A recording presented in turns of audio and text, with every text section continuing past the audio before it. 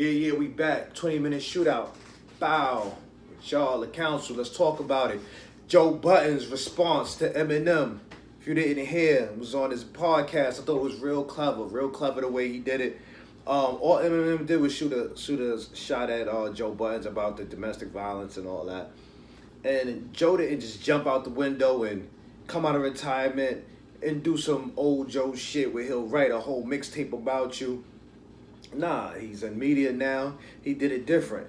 So he spent about an hour and some change, just breaking down Eminem's character and painting Eminem in a way that would discredit him.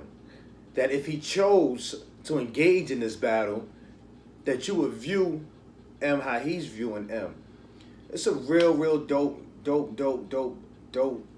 show from Joe.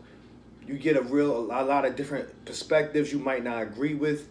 Some you might agree with. If you ever picked up a pen and wanted to be an artist, you're really gonna be locked into what Joe's saying. Joe was saying some dope stuff. He was saying basically that when Eminem picked them up, Slaughterhouse that is, after they did that first album, which was fire to me. Oh man, I had the CD. I was playing that shit so much the shit broke. And I can't even find it on iTunes, and it's really pissing me off. But when M picked him up, he thought that since M was an artist, rappity rap dude, just like those four guys, that once they got in the building, everything was going to be lit. He thought that M was going to be jumping on records, letting them open up tours, doing everything that you see an artist like Rick Ross do for his artists to put his artist in the best position to win. You understand? Pit you in front of an audience that you didn't have since you're such a big megastar. And he was saying that basically none of that stuff happened. And he was saying basically that Eminem used him as a muse, which I always thought he did, to push his pen. Feel me? Because when you such a mega star like that, you're in a bubble. You're like the boy in a bubble. So you run out of inspiration. You run out of living life. You're not interacting with people. So you bring guys in that's hungry, talent from the street that are, okay, you talking that. I could talk that. It's going to push your pen because you get bored. You understand what I'm saying?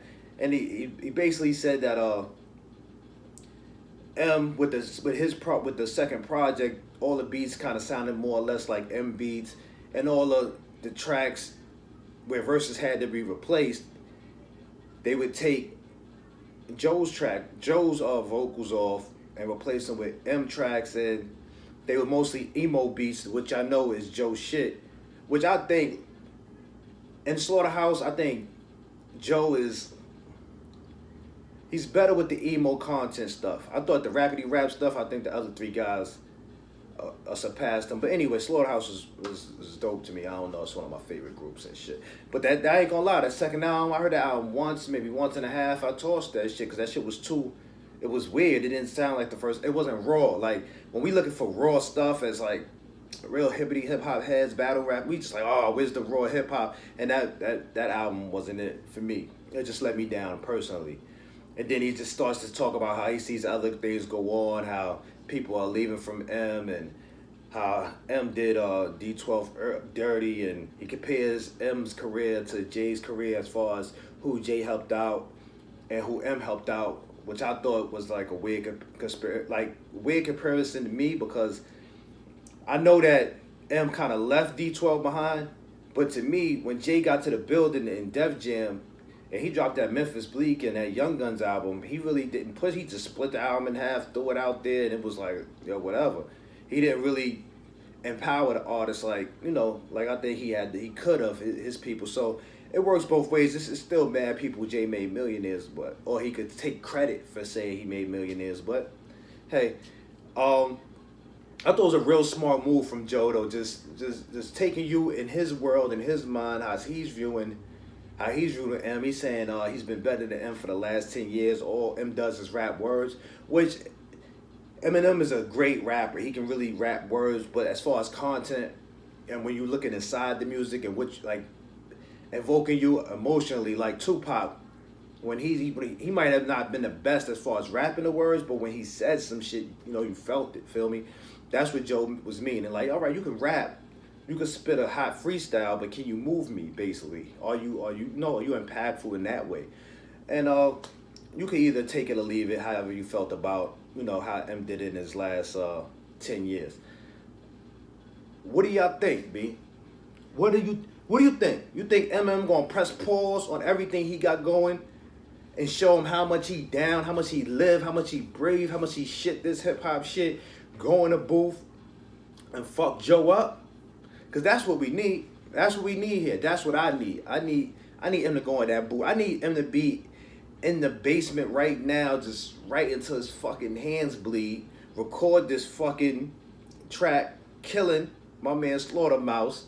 And now I want Joe to get up off that goddamn couch and take that trash ass wife beater off and spit some shit. Cause Joe, I know Joe lived for this. I ain't gonna front. If you look at Eminem competition, all them pop stars and all that shit he was dissing before, that's not people with a pen or people that's even a threat to even come at Eminem. You know what I'm saying? When he dissed Benzino and all that, we already know Benzino wasn't no pen nigga. He couldn't really. Benzino was trying to tear his character down in other ways. You feel me? Like Ja Rule, he was all tied up with the feds and all that. He couldn't really get back at them in time to make any difference. Feel me? By the time he got around to getting back at them, everybody was like, all right, Ja, you're done. Stick a fork in him. Bang. Who else M was out here beefing with? Like, M just, he beefed with Donald Trump, and everybody was like, oh, okay. All right, M. You know, we feel you. You know, you with us, but, you know. So then, you look at Joe's track record. Joe jumped out the window, went against the game. Jumped out the window, went against the whole G Unit by himself. He jumped out the window, went at Drake, dropped damn near a fucking album against Drake. Drake did not say a fucking word, basically. He may throw a line back, but Joe was on that nigga Drake Hills. He was peeking out. Oh, this nigga Joe still out, son. Oh, let me know when he going, because Joe was on that boy ass. Who he went with? He went to war with Ransom. That guy in some street shit. Then he went to war with Saigon. He went to war with Royce, and then they ended up being cool. And he went to war with like the top pens. So Joe, the only thing I didn't like was that Total Slaughter shit. When you put the mic down, that was trash. That was ass, my nigga, like straight up. Cause you was winning that battle. I don't know how I was supposed to smoke. Anyway, that's neither here nor there. What do y'all think, man? How do y'all feel about the way that Joe Budden's respond? Do you feel that the information that he was giving you was truthful, or you thought he was trying to guide you in a way that he's gonna have you looking at M crazy, just in case M try to respond? Now it's checkmate, because he done locked him into this fucking corner. You feel me? So where he's only gonna respond in a certain way. And then how y'all feel about M, you know, coming out just naming names, just random names and shit. Just naming them. Like, you know, that old school 50 approach. He's like, I got an album coming out. Let me start this buzz. Let me just start dissing motherfuckers and shit. Or you think that this is warranted? Joe is media now. What he supposed to say? Oh, M's my man. I can't say his album's trash. Come on, you know that album was trash. That album was fucking trash, man. You know it was trash. I know it was trash. I can't get my time back, my man. It was trash. So y'all let me know what y'all got. Y'all the council. You here, 20-minute shootout. We cooking it in the kitchen. Y'all know what it is. Bow.